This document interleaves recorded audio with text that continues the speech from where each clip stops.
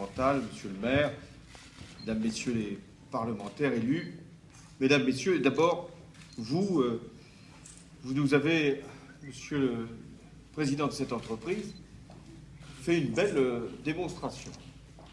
Démonstration de savoir-faire et de franc-parler. Et vous avez fait un discours plein d'allusions, plein de références, et en même temps, plein d'espoir.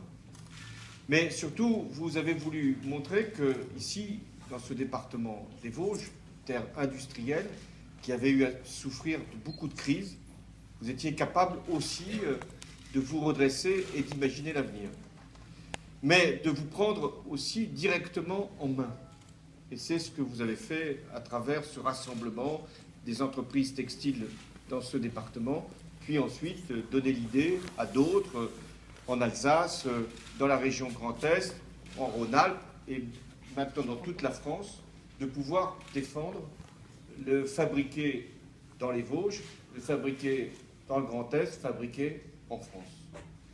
Alors, vous avez ici une tradition qui est celle de plusieurs générations d'entrepreneurs, mais aussi de salariés qui se sont décennie après décennie battus pour qu'il y ait du textile. Du textile qui puisse être une référence. Du textile qui soit au début de la chaîne jusqu'à la distribution. Et votre entreprise, Garnier-Thiebaud, en est une illustration, puisque vous avez été créé en 1830. C'était la fin de la monarchie Charles X. Louis-Philippe venait de s'installer, je vais vous faire l'histoire. Et donc, vous avez vu des rois, des présidents de la République, un empereur. Et finalement, il était temps que je vienne ici. À tous égards.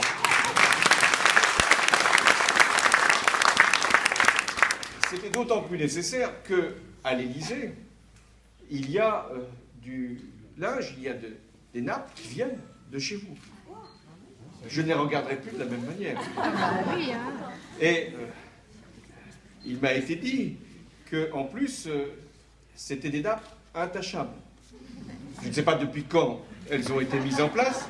Je veux croire avant moi pour que cette innovation n'ait pas été due à des fautes de goût. Mais c'est vrai qu'il y a donc une tradition, il y a une histoire.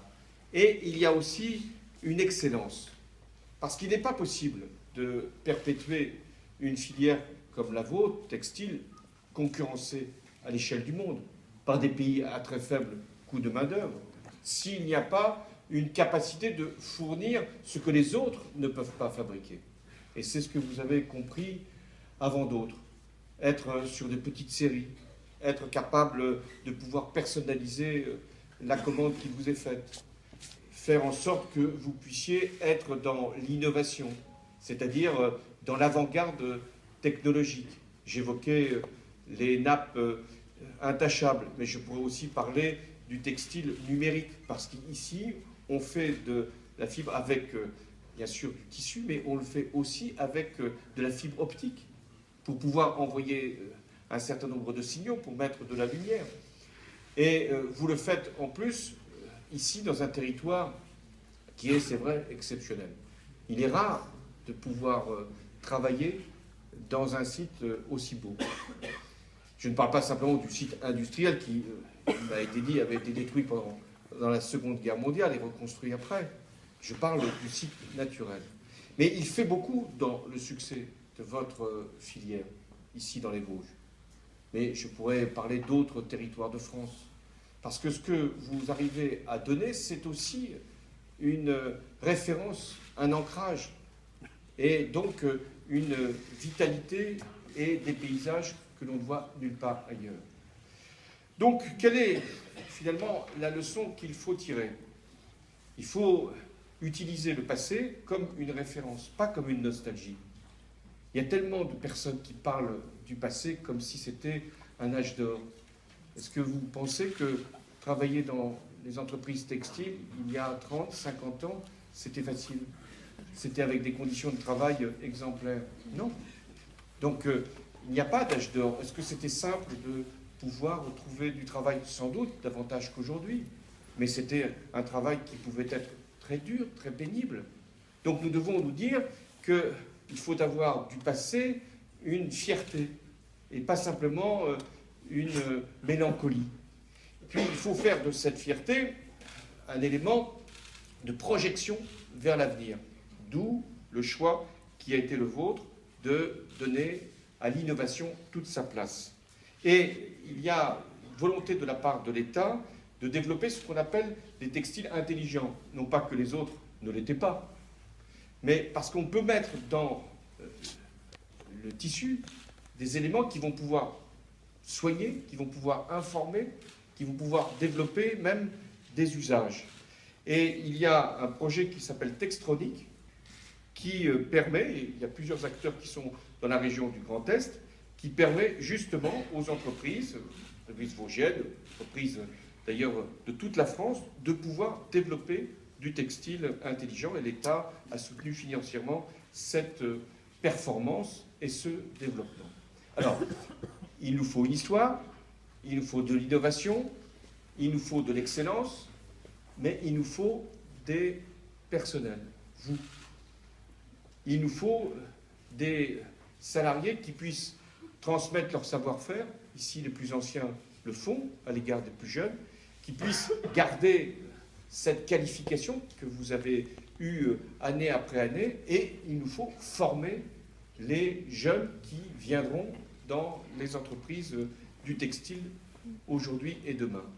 Et ça, c'est un enjeu que nous avons évoqué au cours de la journée, car il n'y a plus d'école de textile.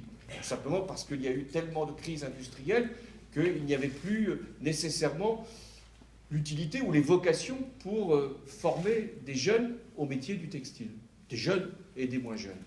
Alors ce sont les entreprises qui font en réalité ce travail de qualification indispensable.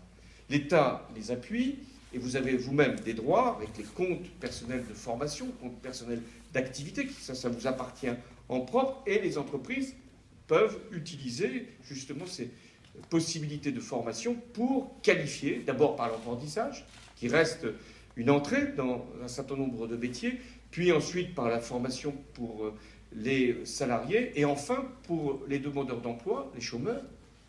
Nous avons développé le plan 500 000 formations pour les demandeurs d'emploi avec les régions, et le président Richard, qui préside l'ensemble des exécutifs régionaux, nous a beaucoup aidé, puisqu'il faut que ce soit les régions qui, avec l'État, avec les partenaires sociaux, puissent favoriser ces formations.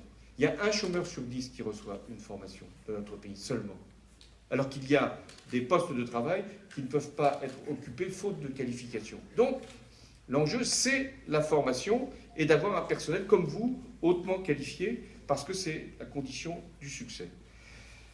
Nous avons aussi voulu qu'il y ait des identifications d'origine.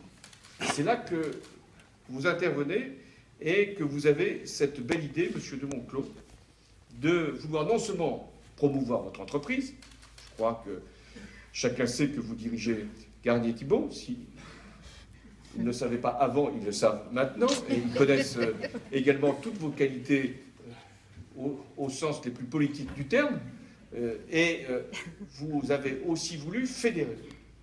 Après avoir eu cette réussite, ici, vous avez voulu que l'ensemble des entreprises du textile, ici dans les Vosges, puissent travailler ensemble et porter une identification, un label, l'excellence française.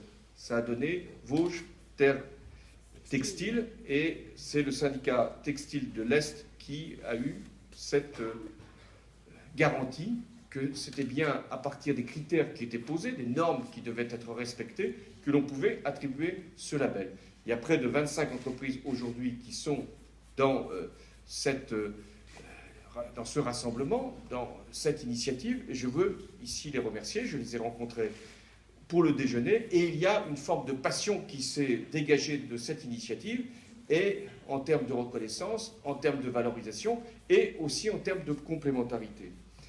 Alors, vous avez même fait des manifestations à Paris pour défendre votre marque, votre label, votre idée de fabriquer en France. Je ne sais pas pourquoi vous êtes venu manifester, mais je ne sais pas pourquoi vous n'êtes pas venu jusqu'à moi pour dire ce que vous pensez, ce qui m'a obligé à venir jusqu'à vous, sans drapeau, sans gilet. J'en étais d'ailleurs très frustré, mais je l'aurai peut-être à la fin.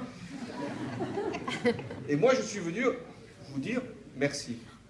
Merci pour ce que vous avez fait. Merci pour avoir défendu une belle idée qui est celle de pouvoir être reconnu pour l'excellence, la qualité et la fabrication ici, dans cette terre de Vosges. Et vous avez pu ainsi confirmer la volonté qui est celle de la ministre de pouvoir donner des appellations d'origine comme nous le faisons pour les produits agricoles. En effet, pour les produits agricoles, je ne vais pas les citer tous, mais il y en a quelques-uns ici dans les Vosges et dans cette région du Grand Est, on arrive à savoir d'où viennent, par exemple, les fromages. Mais nous avions une difficulté qu'on n'arrivait pas à reconnaître les produits qui étaient véritablement fabriqués dans telle ou telle région et qui correspondaient à une qualité et à une histoire et surtout à un respect de